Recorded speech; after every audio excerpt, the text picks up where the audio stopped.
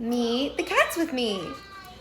This is Uhtred Ragnarsson, of course named for the character from The Last Kingdom. He was a Facebook Marketplace cat that I got for $5 with his sister. And when I tell you that he is the epitome of a Facebook Marketplace cat, I mean it.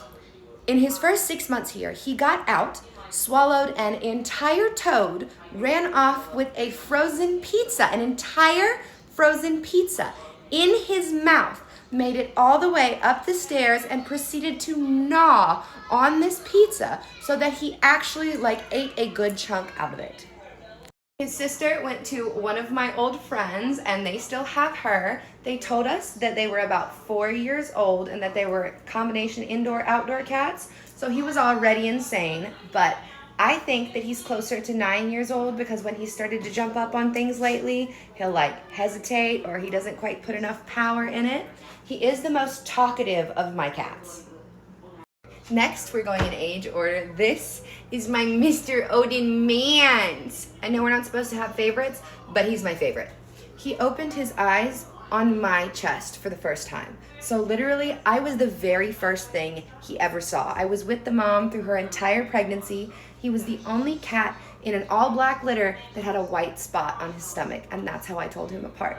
He is about, he'll be 6 in August now, and he is the most cuddly animal you will ever meet. If I am sitting on my couch, he is tucked into the crook of my arm, absolutely staring up at me, waiting for pets. This is Twitch the Bit, or Twitch the Bitch, because Subnautica only has so many characters that you can add to name your craft, so she got dubbed Twitch the Bit. We went all the way to Virginia to get her because, of course, most shelters just immediately euthanize black cats.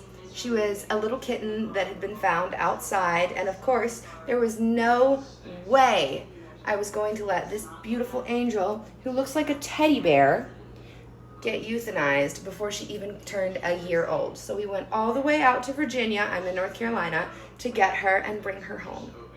She is my only girl cat. She doesn't particularly enjoy affection from me, however, but if there is a man present, you best believe you will find her seated in his lap. Here we have my youngest. This is Cheese. He will turn 2 in October.